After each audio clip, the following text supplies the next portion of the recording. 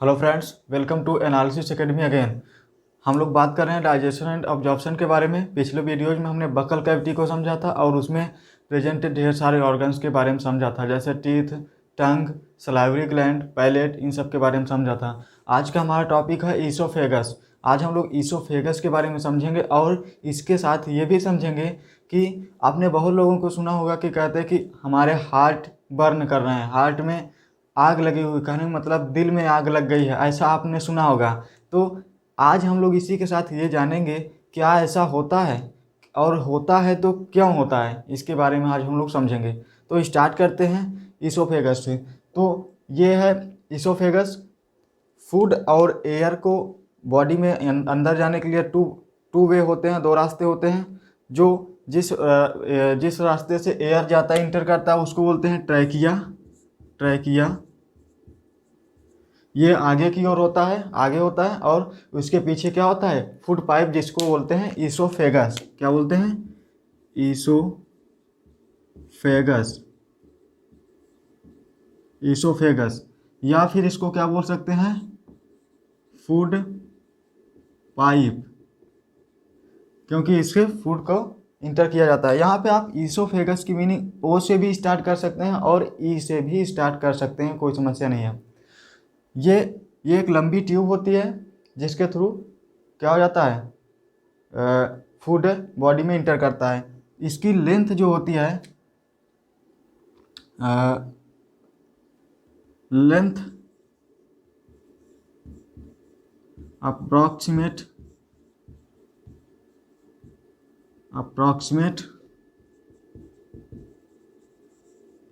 25 centimetre होती है। इसकी लेंथ 25 सेंटीमीटर होती है।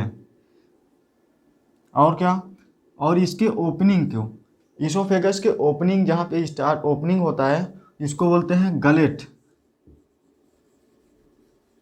गलेट गलेट बोलते हैं। और अब हम लोग देखते हैं, इसकी लेंथ हो गई। इसमें कोई भी डाइजेस्टिव ग्लैंड नहीं प्रेजेंट होती है। No digestive gland are present. क्या? No digestive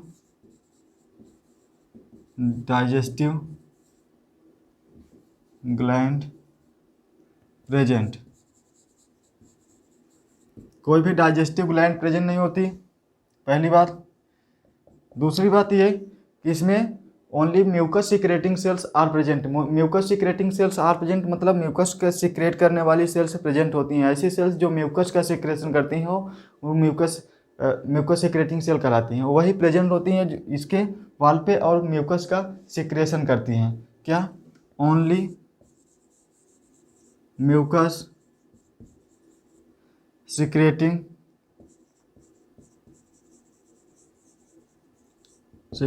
sales are present. Only mucus secreting cells are present, जिसको क्या बोलते हैं, म्यूकस सिक्रेटिंग सेल्स को क्या बोलते हैं, गॉबलेट सेल भी बोलते हैं। क्या? गॉबलेट गॉबलेट सेल्स भी बोलते हैं।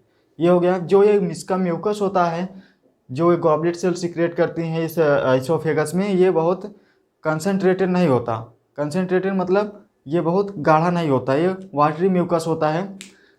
और इसके अब यहाँ पे जो हम लोग फूड लेते हैं यहाँ से बकल कैविटी में, और उसके साथ ये यहाँ पे आता है, उस फूड को बोलते हैं बोलस। बोलस क्या होता है कि जब सलाइवा सलाइवा सलाइवा सलाइवा और जब सलाइवा के साथ फूड मिक्स हो जाता है तो उसको बोलते हैं बोलस। बोलस बोलते हैं। अब ये बोलस जब अंदर आता है तो ये ऐसे आता है, ऐसा नहीं है कि ये डायरेक्ट हम निकलते हैं तो डायरेक्ट सीधा यहाँ गिर जाता है एकदम पाइप जैसा। इसमें ऐसा होता है ना, ये यहाँ पे क्या होता है कि ये इसका ल्यूमेन बहुत कम होता है। ईसोफेगस का ल्यूमेन क्या होता है, खाली स्थान बहुत कम होता है। यहाँ पे एकदम नथिंग होता है, ऐसे पिचका होता है। तो जब ये फूड यहाँ पे आता है अंदर, तो जब ऐसे अंदर आता है इसमें ईसोफेगस में, तो इसमें एक मूवमेंट होती है जिसको बोलते हैं पेरिस्टाल्सिस। पेरिस्टाल्सिस क्या होता है कि ये फूड को आगे की ओर मूव कराते हैं। इसमें क्या होता है, जब इसोफेगस ऐसे ऐसे इसोफेगस है तो पीछे की इसोफेगस के पीछे की मसल्स ऐसे दबती हैं, ऐसे ऐसे ऐसे दबती हुई चली आती हैं और फूड आगे की ओर बढ़ता हुआ चला आता है, तो इसको बोलते हैं पेरिस्टालसिस मूवमेंट। तो ये जब फूड यहाँ पे आता है तो यहाँ पे एक वाल्व होता है, इंस्फिंक्टर होता है, इसको तो आप जानते ही होंगे। ये क्या है, डायाफ्राम है, डायाफ्राम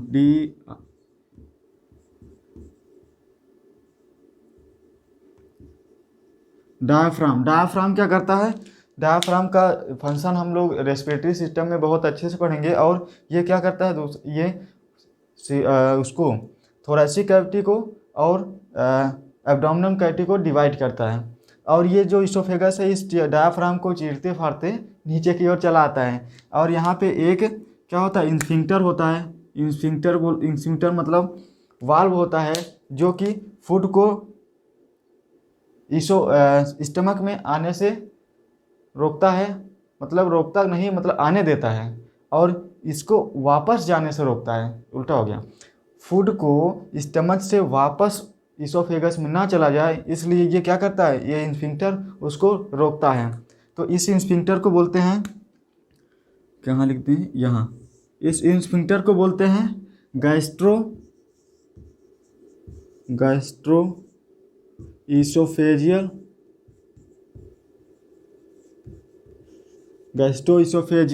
इंस्फिंक्टर, या फिर इसको कार्डियक स्फिंक्टर भी बोलते हैं। क्या, कार्डियक स्फिंक्टर,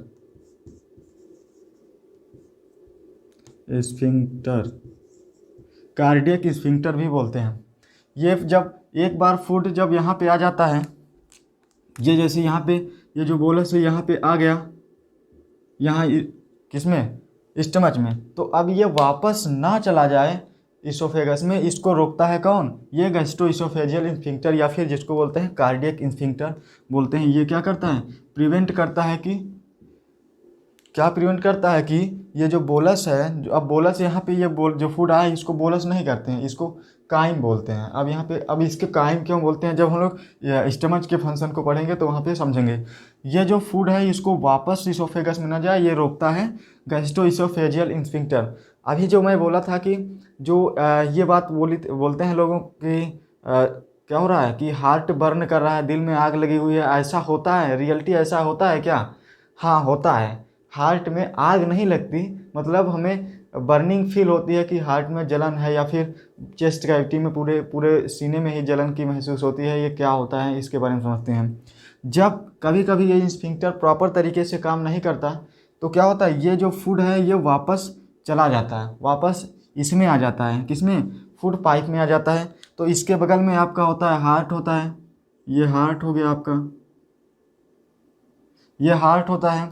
तो जब यहाँ पे आ जाता है तो ऐसा फील होता है कि, क्योंकि जब ये फूड यहाँ पे आएगा तो ये एसिडिक होता है, क्योंकि जो स्टमच में एसिड क्या होता है, स्टमच में एसिड सीक्रेट होता है, उसका पीएच बहुत ज़्यादा होता है, 1.8 होता है।